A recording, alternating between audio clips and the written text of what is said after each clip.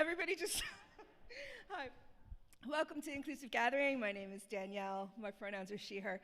This is exciting. We've been longing for sitting around tables, eating food together for quite a long time. So this is a bit of a new experiment tonight. It's the resurgence of real talk. If you've been around Inclusive Gathering for a while, at the start we used to have these gatherings at a pub where people would just talk about an issue or something that really mattered to us and had a chance to have some really honest conversation about it. And so we haven't done that for a while, and so now we're trying this real talk with afternoon tea with our very first guest, Sarah from Newbigin Trust. I want to welcome in a moment.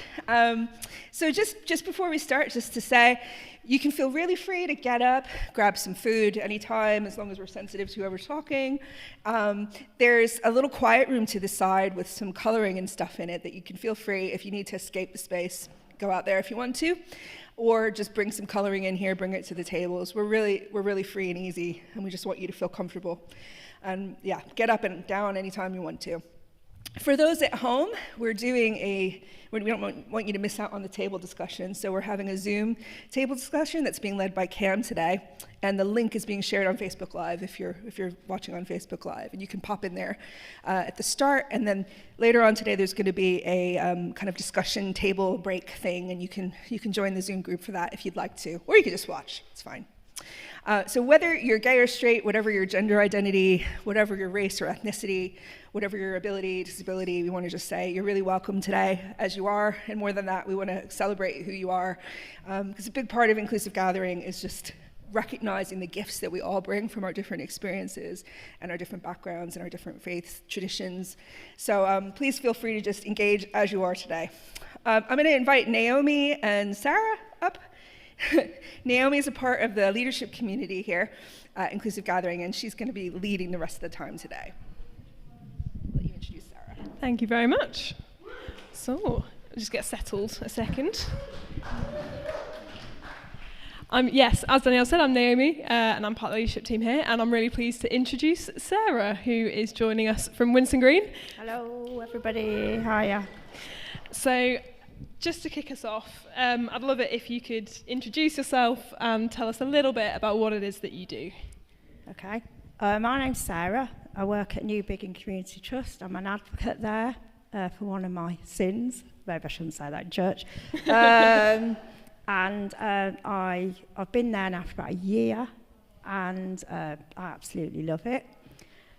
So we do a lot of things. We do advocacy, but we also run groups for everybody, really. So across Newbigin, we have young children, we have teenagers, we have everybody else in between.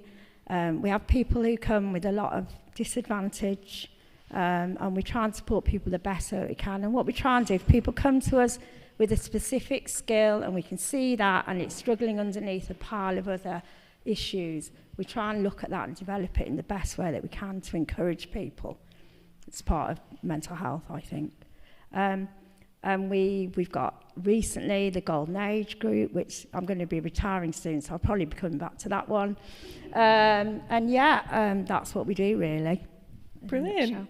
So it sounds like there's a lot going on. There's lots and lots going on, and always is lots going on, and will be lots going on forevermore, yeah. Yeah, brilliant. So I'd love to hear a little bit about your own experience and how that's shaped you and put you on the journey to where you are now and what you do now. Yeah. So starting from, I suppose, when I was a teenager, I come from a middle-class family, professional people, and I never really fitted in, and I could never quite work out why. I was quite rebellious, going up and down drain pipes. My dad catch me at the bottom, going out at 3 o'clock in the morning, stuff like that. Never really fitted the bill. Struggled through school, didn't get any qualifications. My sisters both at university, A-levels, degrees, didn't do that. Went into nursery nursing, sort of because it was there. Had a career in that, got to management level. Still never really fitted in and struggled a lot with depression, anxiety, but didn't realise that that's what I had. And nobody encouraged me to talk about that. It was just get on with life. Married with children, just got on with it. And then I started working for an organisation called Women's Aid, which a lot of you have probably heard of, absolutely brilliant organisation. And I found myself more and more struggling. I couldn't get out of bed in the morning to go to work. I still didn't really know what was the matter with me. I thought it's got to be something physical because I can't face anything. I couldn't see anybody. When I was at work, obviously dealing with difficult situations for people, I was having to go into the toilet and cry. So I thought this is not right. So I resigned my position, which caused me a lot of stress because I come from a background where we work, the work ethic is in our family, you don't go on to benefits because that's just not what you do. Just mentally and physically worn out. This would have been about 10, 15 years ago. Still tried to struggle on, but couldn't any longer. Had young children, so I had to pull myself together. So I went and saw my GP, and he spoke to me about antidepressants. He said I'd got severe anxiety, that I needed to not work, I need to stop and take stock. I mean, I was actually feeling at some points that I didn't want to live anymore, but I couldn't work out why. I was just struggling in this mire.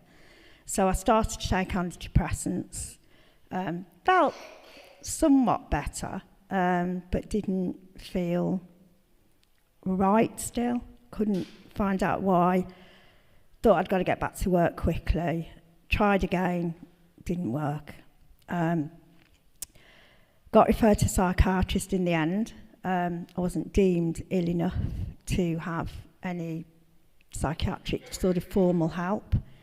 Carried on with the antidepressants. So I thought, I was sitting at home and I just thought, I'm just feeling worse and worse. The antidepressants were making me feel a little better, but I just felt this isn't working for me. So I took myself down to an organisation in Birmingham called Cypher Farside, and I was there as a client for a long while, and I started to do things like I did some woodwork. That was the first thing I ever did, and I made a mug tree, by the way. And it sounds really trite set, but I was achieving things, and the staff there were saying, can you come back, because like, we think you'd be good at this, we think you'd be good at that. I did some filming down there, got into the music side of things there, joined an organisation called the Choir with No Name, which I don't know whether any of you have heard of. Fantastic, brilliant organisation. Did a solo there, sort of first week in Brighton, in front of 1,000 people. Something I never thought I could do. And slowly, me, whoever that is, started to come back. And it was through just going out and being around and doing things I wanted to do and not feeling judged. I didn't feel judged. Wherever else I'd been, I felt judged. And so slowly through that, I became more and more of a volunteer. I went to an organisation called Experts by Experience, so that's around Birmingham, around people using their lived experience to support other people. So I did that.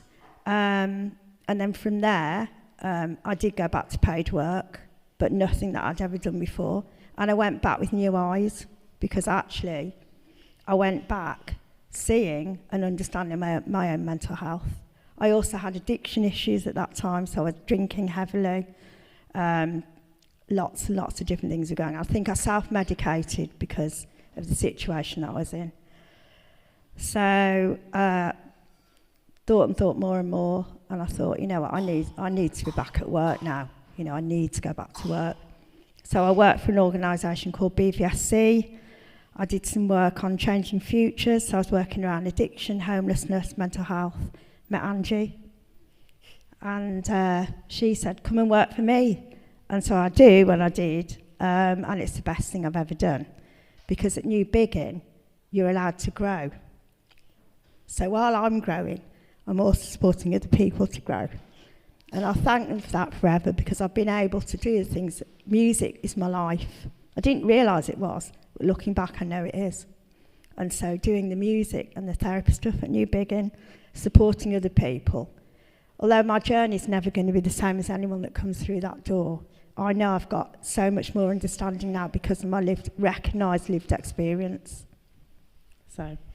Amazing. Thank you for sharing all of that with us. And you can see how much it means to you to talk about this kind of thing, and also just hearing the way that you speak, you are an expert on this. Your lived experience and also how you've chosen to take that into what you do now.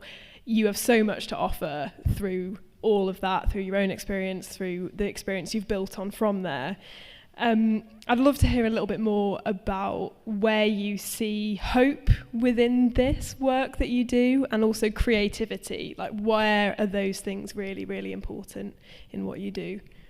So, I personally have watched people grow when they've come into Newbigin. And I suppose I can only really talk about Newbigin and what I've seen there.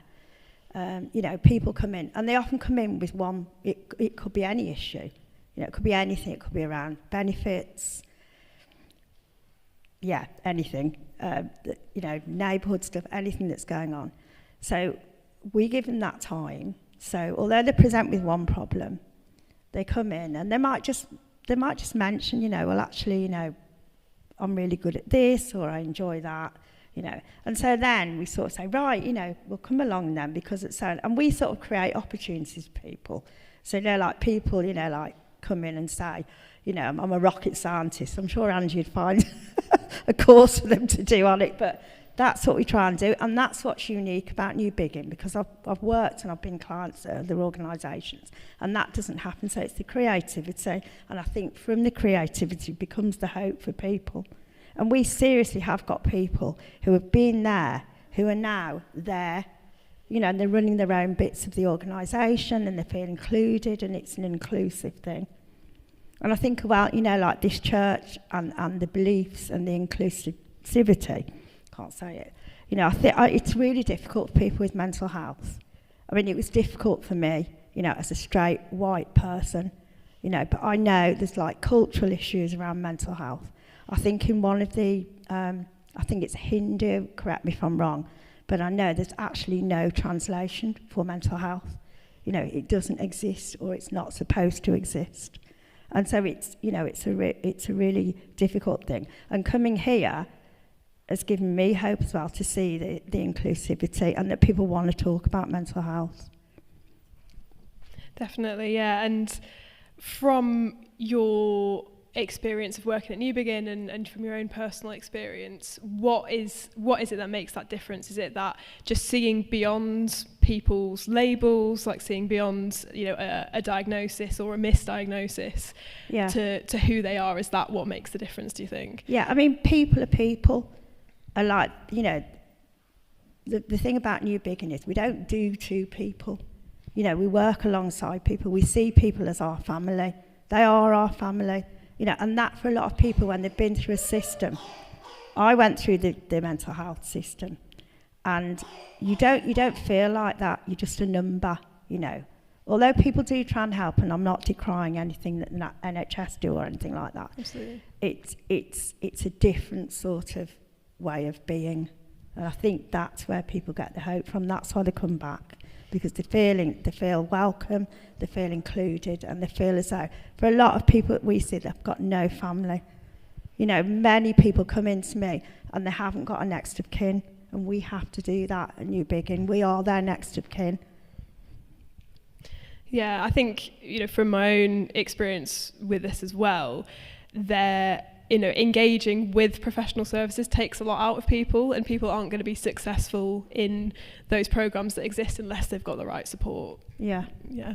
I mean, when I was in that situation, I must have repeated my story and experience so many times to so many different people.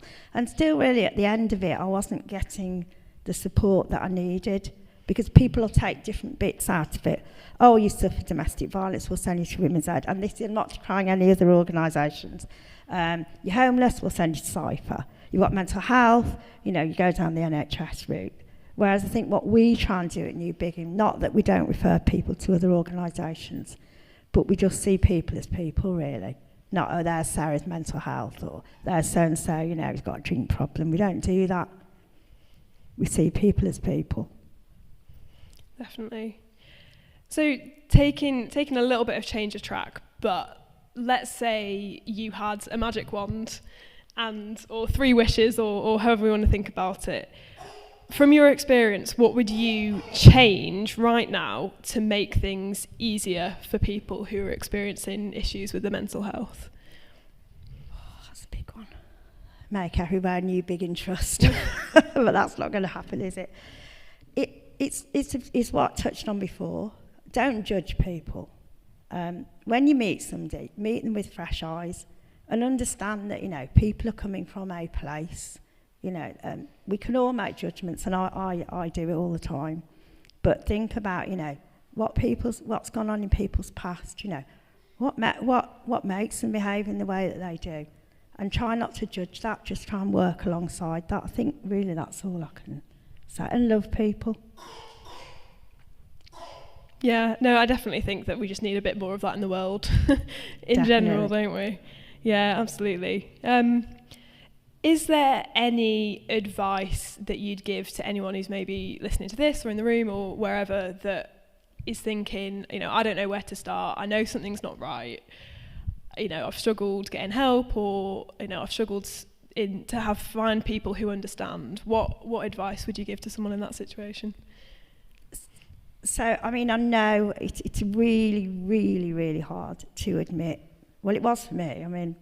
That you've got mental health issues, and then you've got to struggle through. Well, there's so many different labels that you have put on you. I'd say talk to somebody in the first instance, who's somebody that you trust. It may be your church, family are not always the best people to talk to. There may be sometimes, but a lot of the time, my family, God love them. I couldn't have spoken to them about the things that I was going through, and I think that's the same for many families. So. Just find someone to talk to that you can trust. Or, 24-hour services. Like, I'm constantly on the phone to Samaritans, and I've been that fed up with me at times. But somebody that you can just talk to. There are mental health trust helplines, like Birmingham Mind.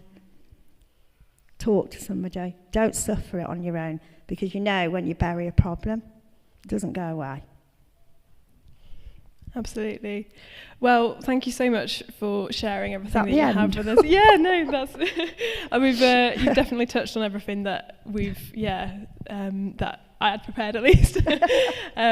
But we'll have some time now for people to go get drinks and have a little bit of a break, discuss what you've heard, and we'll have some time in 10 minutes. 15 minutes for some questions, if there's any questions that you have for Sarah or that have come out of your discussions in your group. So we'll go into a little bit of a break. Thank you very much, everyone.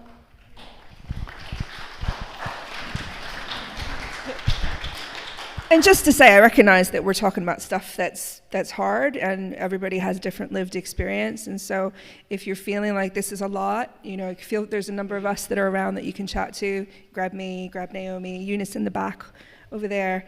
And we'd love to sit and chat with you if that would be helpful.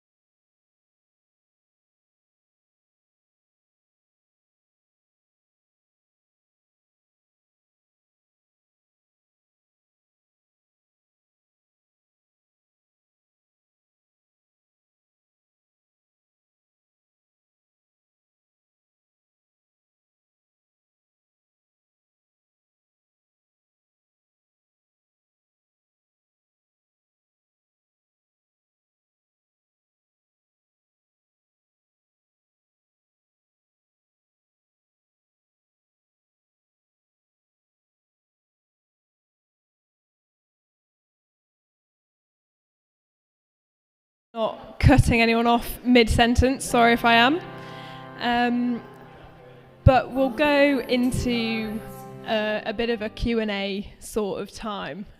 So people who are on the live aren't going to be able to hear you, but if you've got a question, easiest thing to do is just raise your hand, and then I'll repeat it so that everyone can hear. So is there anyone that wants to start us off? Or yes, or if you want to say it into the microphone, you can. So yeah, does anyone want to kick off with anything?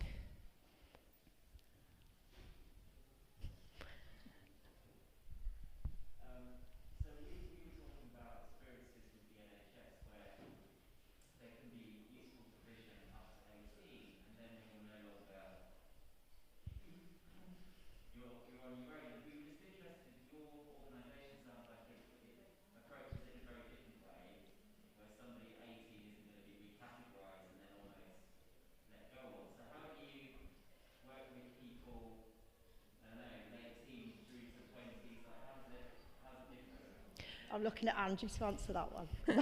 So just to repeat that, so particularly with NHS care and medicalised care, the categories kind of go below 18 and then above 18, so people can kind of age out of that system, or they're reclassified once they hit their 18th birthday. Whereas the way that Sarah was describing her work, it doesn't sound like that's something that you would do, or a way that you'd approach a person. So how do you approach things differently? Well, we just work with people, really. So there's no, we don't say, right, you're 18, you've got to go. I can't see that we'd ever do that. We work with people as long as they want to work with us. As I said before, they're family members. Mind you, some people's families might do that, but no, we don't do that. We work with them as long as they want to work with us. But we're not exclusive. So, we recognise that if people need extra support and help, we regularly point people to other organisations. But we hope that they always feel that they can come back to us and have a coffee and a chat, whether they're 18 or 80. And we go, what's our youngest member? Babies. And our oldest member? 82. And everybody in between. So, yeah.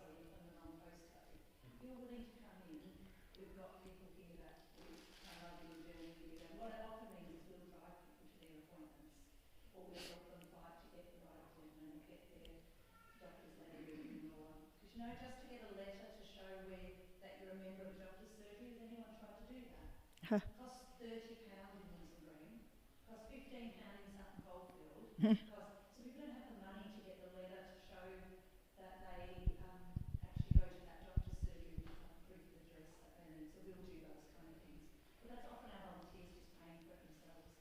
So yeah, just to summarise what Andy said for people who can't hear, that a lot of services are funded with those criteria. So you're funded to work with people between the age of 16 and 34, or Andy made the joke of, you have to be born at 2 o'clock on a Tuesday and be a woman to get access to a certain service.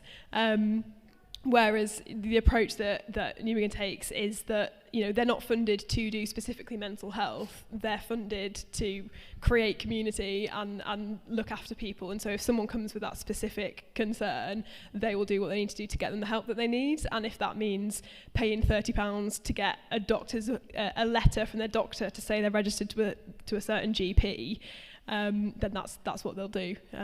But it highlights for me the barriers that are still in place for people to be able to get the help that they need are just still too high, and we make it too hard for people to get to where they need to go. I've got a question, if I can. Obviously, you know, coming from your own experience of this and working with people now, you must have to have things in place that allow you to look after yourself whilst you're doing that. So what kind of things do you do to make sure that you stay healthy within all of this? Take some holiday. And yeah, recognise that no one's invincible and that you can't solve everybody's problems. We've got a good support network, so we lean on each other if we're trying to support somebody else and we're struggling. I suppose we do. I hate saying all this because my boss is sat there. But we do sort of we have to have limitations and boundaries on what we could do. But we do try our very best. You know, sometimes it has to be a cut-off, but we really, really try hard not to do that. Would you say that's right, Angie? Most of the things we do. I suppose, yeah, look after ourselves. For me, it's learning to cut off when I finish and, you know, go home and watch something silly on the telly, so that it does play on your mind, it does, because the people we see, you're in a lot of trauma sometimes. But yeah, I think I've got to look after my mental health so that I can go back the next day and support again. Yeah, definitely. Thank you for that. Has anyone else got a question from any of the tables? Or I've lost track of Facebook, but I think people are posting questions on there. Yeah, Danielle. So I guess it's like, I'm just going to stand here, shall I? That line between what is supporting people in the community and in your circle versus when people need to be referred to proper services, not proper, you know what I mean, like the official services or sent to their GP.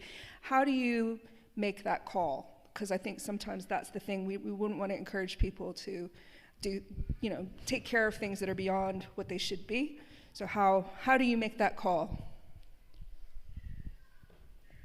So I'm quite lucky really, because I had a lot of links before I came to Newbigin, and I think we've definitely built on those with other organisations. So, you know, I know a lot of people in other organisations who have lived experience, and I know the people that I can call on.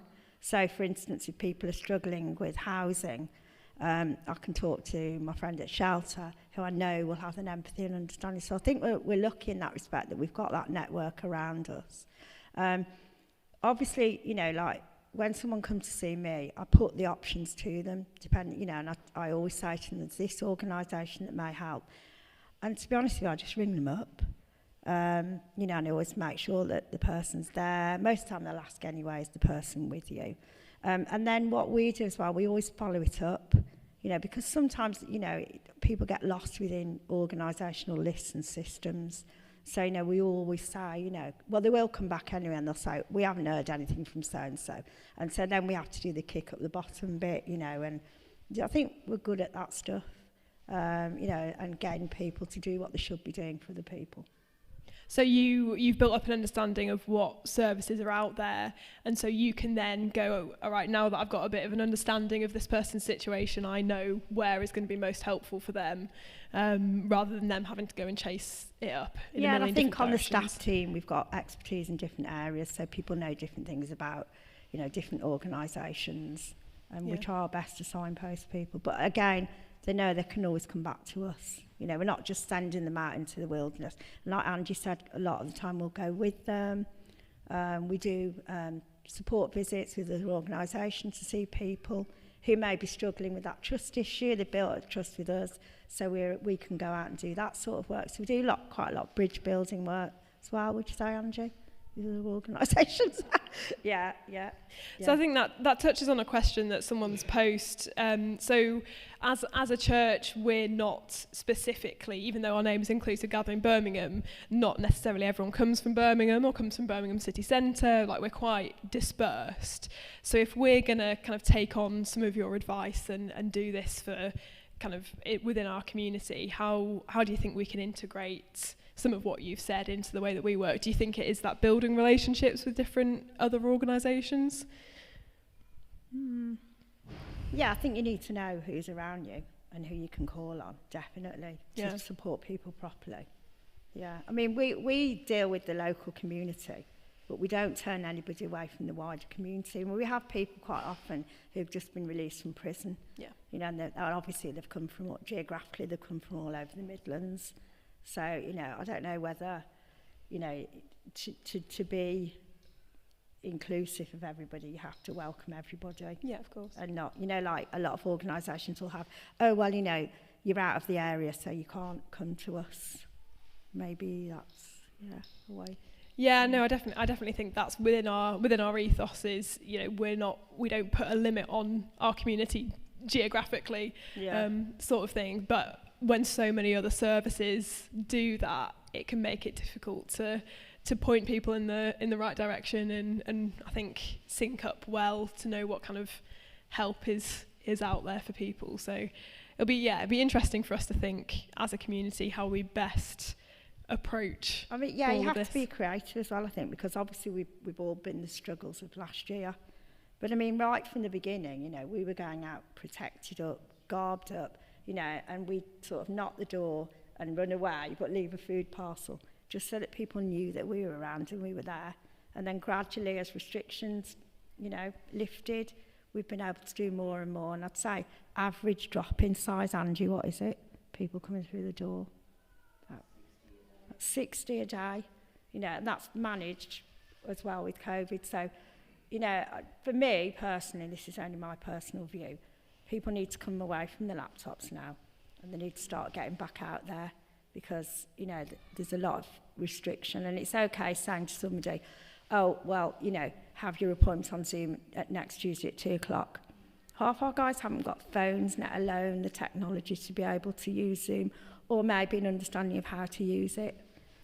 It's meeting people where they're at, isn't it? Yeah, because different, you know, obviously talking about mental health for some people, the idea of being more open at the moment is really stressful and triggering. And so it's that finding the right way for someone to get the help that they need, whether that's making it easier for them to see someone in person or creating other options. It's that, like you said, seeing people as people. And it's talking to them and finding out what the issues are and spending the time with them. Definitely. We had another question on Facebook, and then I'll open it up to the room again. But when, you know, someone's trying to help someone they know or just anyone, is there anything that we might unwittingly do that you think can be unhelpful? Is there anything that you think are obvious stumbling blocks that a lot of people fall into? Not listening. Not giving enough time to people. You know, I mean, one of our advocates, she'll spend a whole day with somebody, you know, and because we're flexible and we can do that within our organisation. It's like Angie said, you know, we're not limited to how many people we can see with funding restrictions, but it's giving people time and building up the trust. It can take months and ages and years, but people, if they feel trusted, wanted and listened to, they'll come back. I think, yeah, that's really important, that trusted, wanted, listened to. And loved. And loved. Yeah, absolutely. Brilliant. Does anyone from the room want to raise a question? Yeah. Thinking, everybody here at some time or other could have a friend that they start to worry about. That things don't seem to add up, things are plainly going wrong, and who does the friend go to, basically? You know, if they use it, well, their friend may not allow them to go see talk to their GP, and the GP more than likely wouldn't have anything to do with you because you're not the patient and you don't have the right to know or discuss this with. You know, who does the friend go to check out? You know, they're not losing the plot themselves, but being abused. You know, that first connection into something with them. I mean, you could say, well, if it's this group here, you go and talk to, contact Angie, she might have a suggestion, basically. But people need that, who they go to if they're really worried about their friend. So, for people online, if you've got, anyone can end up in a situation where there's someone in their life that they're worried about, but because you are not the person that you're worried about, necessarily reaching out for help on their behalf isn't always the thing that you can do.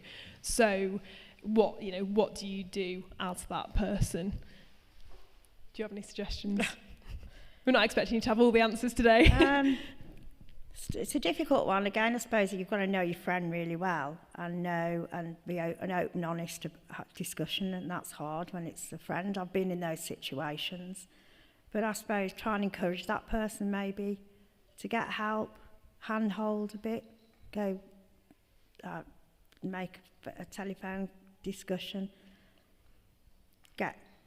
but I would, when I've been in those scenarios, I've been honest, I haven't gone behind people's backs, because I think that can cause quite a lot of stress for people, And if that person really doesn't want the help, then it is really difficult. It has to be your call as a friend. You have to decide whether, and I suppose if you're feeling that person is unsafe because of how ill they're feeling or the situation they're in, then that becomes a different responsibility.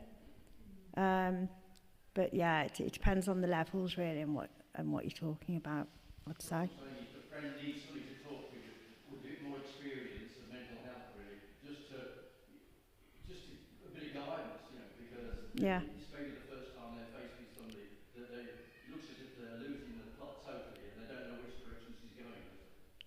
That first connection is the vital.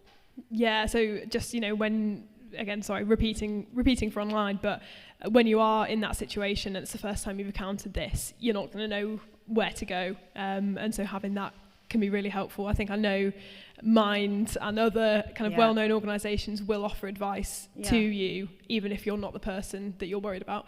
They do support for families and friends, so you can ring confidentially on the, I think there's a 24-hour helpline at the moment. And there are other organisations that you can speak to as a friend or family member. As a young person, support. The NSPCC, I think, does that as well. Yeah. Danielle, did you want to add something? There's actually on our website, there's a list of mental health resources and places that we recommend that you could go through, that you can look up, check out yourself. There's a whole link. I think it's just, if you go to the website, you'll see it under resources. So that's a good thing to familiarize yourself with ahead of time, like before you find yourself in a situation like this. But just to add from like IGB's point of view, we do see this kind of distinction between like, we're here to support, but we're not like professional mental health. I'm not a counselor. So if you're with me, I'll chat to you over coffee for hours and listen, but I can't be a counselor that's like gonna diagnose a mental health issue or anything like that. So I will always point you to signpost you to either your GP or to another service. And like very similarly, our role is to kind of encourage you and support you as you do that, but it's not to actually treat somebody for something. So sometimes getting the boundary of that and figuring it out can be tricky. Also in terms of like safeguarding, and if you are concerned about somebody within the context of our community, I want you to feel like you can message me anytime or message Eunice, and we'll happily give advice, and also if there's things that we need to escalate, we'll help you with that. So don't feel, particularly within the context of our community, that you're alone when this kind of thing comes up. We see our community groups as really a key part of how we support and love one another. So quite often when stuff comes up, a safe place to share is within our community groups. We've got, I think, 5 of them going on now, and I'm always linked up with the community group leaders that can share with me if they're concerned about anybody in particular. So that's the kind of, just to put that out there, that's the structure that we have of things going on, and we're always looking to improve how we do that and learn more about how we support each other. So there you go. Thank you. No, that's useful and definitely relevant to the conversation. We've got one more question, which is kind of going back to the story that you shared. Someone has asked, can you tell us a little bit more about what was key to the sense of you coming back? So you said that you felt like you came back a little bit, and so what was it for you what did that feel like, and what do you think got you there? I think what got me there was the sense of what I could lose and I could have lost. And it's really hard. getting my confidence back and some self-esteem and having some self-worth, because I just didn't have that, and recognising actually that mental illness is an illness, and we can break our leg, we were talking earlier, and everybody's got some sympathy. Oh, are you okay? When's the plaster coming off? But when you've got mental health, people can't see that. And I think conquering that for me as well, and actually being back out there and finding Sarah again has got me to where I am, and I've got a sense of that, and I know where I don't want to go back to. But I would never change what I've been through, because for me, it makes me a better person, and it makes me able to empathise. Like I said before, my journey is not the same as anyone else's. I'd never presume that. But my lived experience helps me to do the work that I do, and it helps me in my life generally around other people. Thank you for that. There was a really quick question about where Newbigin's located. So in the beautiful, beautiful site of Winson Green, follow the prison, and we're around the corner from there. Yeah. So that was just quick for that one. Is there anyone else in the room who wanted to ask something to Sarah or pitch more generally? Brilliant.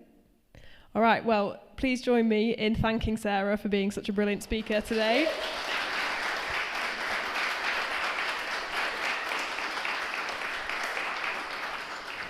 Thank you so much for willing to be vulnerable with us and honest and open with us. And I think we've definitely learned a lot from everything that you've shared today. So thank you so much. Thank you very much for having me, everyone. It's brilliant. Thank you. Fantastic. Danielle, do you want to come up and round up? Any notices or anything? Thank you so much, Sarah. That was really helpful. And just to say, this is not like a one-off, we can tick mental health off the list kind of a thing. It's something that we are always engaging with all the time, how we do a better job of supporting one another. And, we talk a lot about, somehow this is really linked to the gospel and to Jesus for me, because I matter. How I feel matters, and how my mental health matters to God. And in order for me to really care sufficiently for other people, I have to recognize that my mental health matters, my spiritual health matters.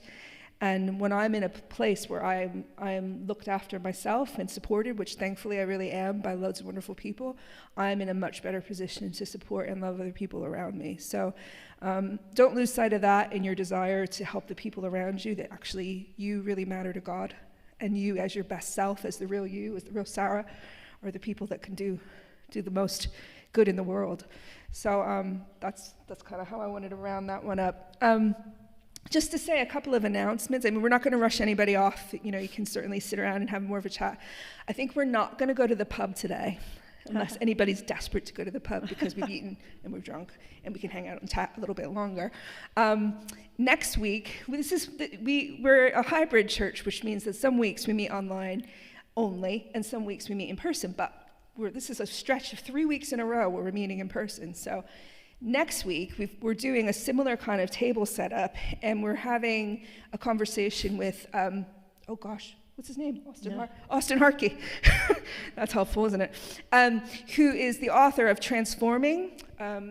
Austin is a trans theologian and activist, and he's written extensively about the Bible and trans theology. And so he's doing a little bit of a Trans 101 kind of session, telling his story. He's going to be with us, high tech, via Zoom. We're going to be here in person, and there's going to be some people online, and we're going to do Q&A as well with Austin, which is a great opportunity. And I think a lot of it is about how we, as a group, learn to grow in our ability to welcome and love folks who are gender expansive. And we're always on a journey of learning. We say that all the time, so we're really hoping that will be another step for us. So that's great. The week after that, and I won't go too much further ahead and make everybody's eyes cross, but the week after that is our worship gathering on the first of the month. We always do something that's with music and storytelling and a little bit more like a church service that you'd expect. So you can join us for that. And do you have one more? Yeah. So obviously back in the day, however long it was, when we would meet in person at Cars Lane, we'd do something where we'd like pass a bucket round, classic church plate kind of style. So just to kind of re-invite people, the best thing that you can do to support what we do is to give online and set up a standing order. So if that's something that you feel like you can do and feel like you want to do, then you can set that up online at inclusivegathering.org.uk/give. To be completely transparent, the money that we spend goes on food, on the venue, on the salaries for staff, and on doing special stuff like Christmas events and everything else.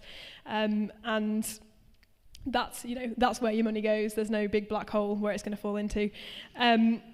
The other way that you can contribute to the community is by serving.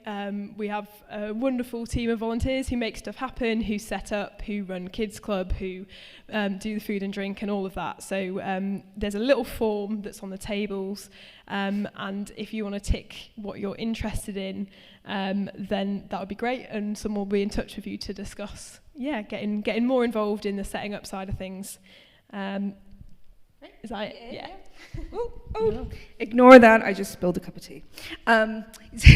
There's a little bucket on the door if you want to stick your little slips in there on your way out. So I'm going to just finish now with the blessing that we share every week, wherever we are, whether we're online, in person. And then you can hang around and chat some more if you're here, or chat on Zoom if you're at home. So may we live fully, may we love wastefully, and may we have the courage to be all that God has created us to be. Great. So enjoy.